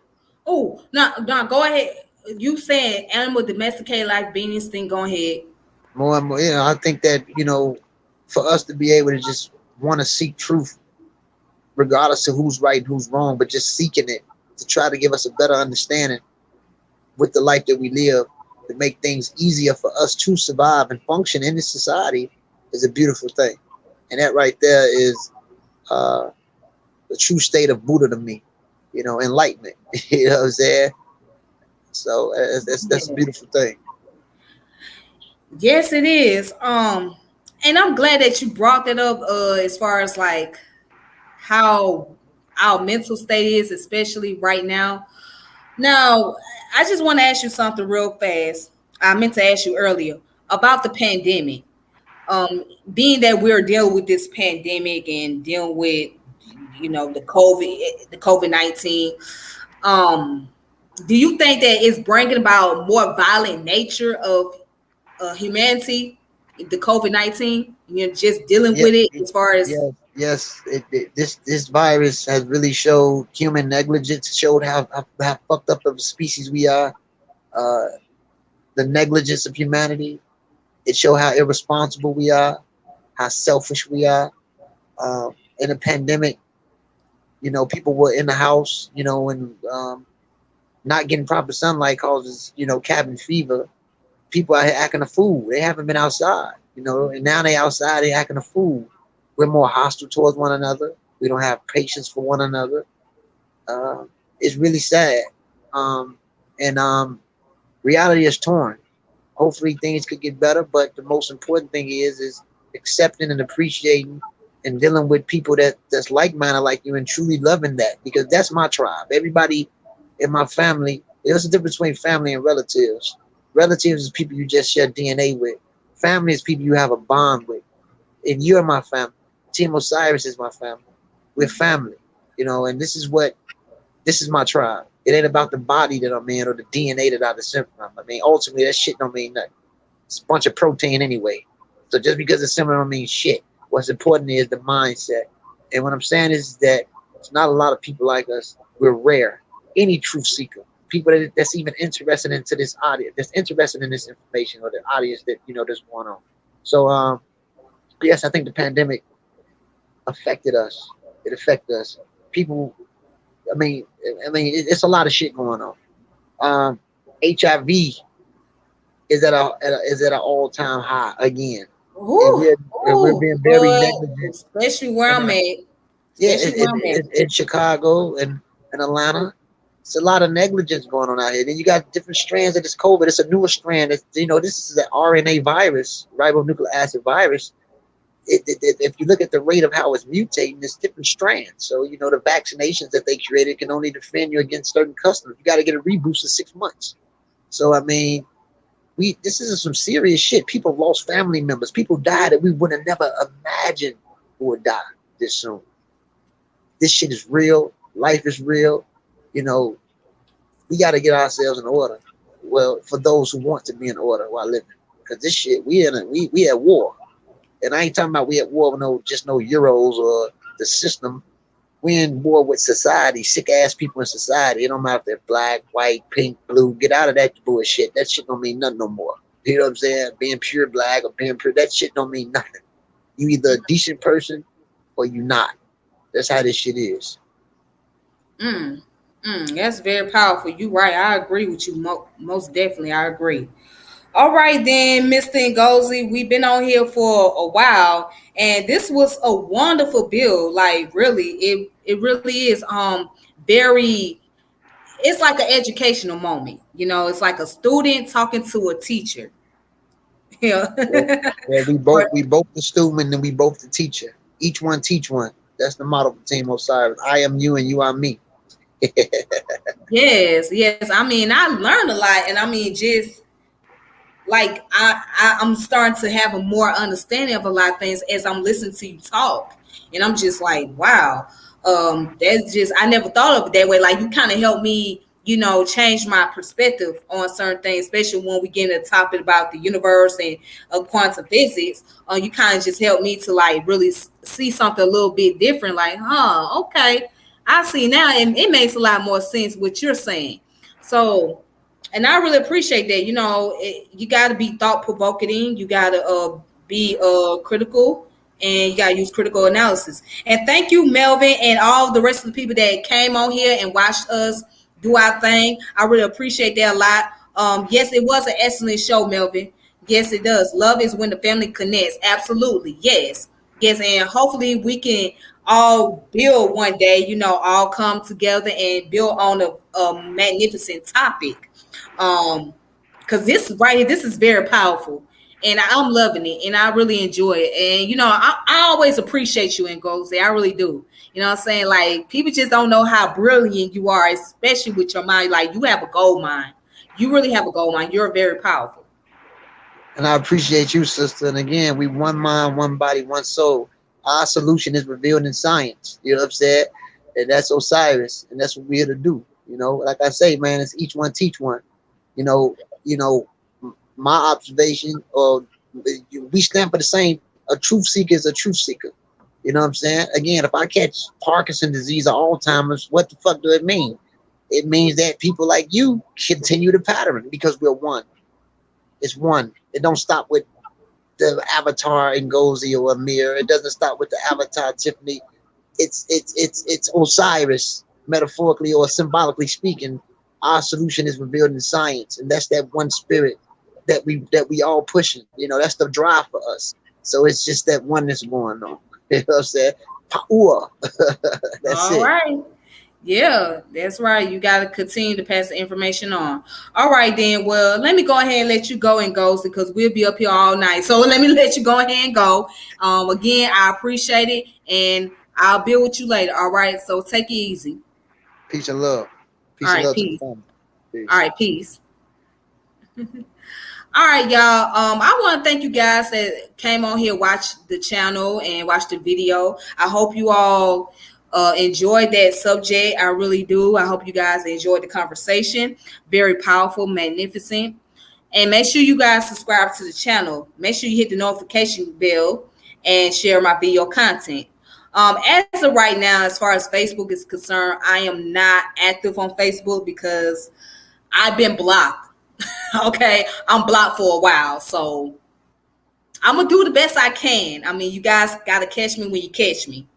So yeah, Facebook got me on lockdown, but that's either here or there. All that matter is I was able to get people connected and be able to get the information across. But make sure you guys subscribe to the channel. Check out Team O.S.I.R.I.S channels because there's multiple Team O.S.I.R.I.S channels. So check out the Team O.S.I.R.I.S Reloaded, Team O.S.I.R.I.S Matrix, I think, or is it Team O.S.I.R.I.S or Team O.S.I.R.I.S Rises. Yeah, check out those three channels and you'll find all kind of magnificent great videos of shout out to Brother Consul Sheshmo Amun. Support Brother Consul. He's doing his thing. He gets into the metaphysics, talk about spirituality, and he also talks about economics, finances. So please check him out. Also, make sure you check out Descendant of O.Mali. Descendant of O.Mali with Brother Malik Kamara, Gullah Geechee, and also Carlos. They doing their thing over there. It's very magnificent. They get into the culture of West African spirituality, West African history. Also, they talk about just the West African society and all of that great stuff. So please make sure you all check that out. Please support them. And also shout out to all the other channels out there, Brother Kofi Pazai TV. Shout out to the Mozzie Warrior Clan. Shout out to NBK. Well, now they go by the name of Each One Teach One. They were formerly known as NBK. Shout out to them. Shout out to Brother Robborn. He doing his thing. Brother Saneb and Brother True Storian. All the rest of them. And also shout out to Pseudo Killers. Shout out to that girl CK the Poet. I always gotta give my shout out to her. I mean, because that sister is very powerful. I mean, she always makes sure that she brings the source, and me and her always able to connect and bond. Hopefully, one day I can get her on here and we can just have a decent conversation. So, CK, if you're out there, hopefully you can reach out to me and we both can sit down. We can talk because you have a very powerful mind and you have a lot to say, and you have that teacher instinct in you, you know what I'm saying? So hopefully I can get you on here and we can have a build. But other than that, you guys, thank you so much. I really do. And thank you for those of you that been subscribing to my channel. I appreciate it a whole lot. So my channel is so slowly growing, but for surely it's getting up there, and I really appreciate it. So I'm gonna continue to bring all great contents on there. I'm gonna continue to bring information about history about information about science, and also the current events that's taking place. So yeah, it's a lot of things I want to do in the near future, but I'm just taking one step at a time. But until then, you guys take it easy, and peace, power, and elevation be to all of you. This your girl Tiffany, and I'm out. And make sure you always stay safe out here in these streets. Be careful, and I'll talk to y'all later. All right, deuces.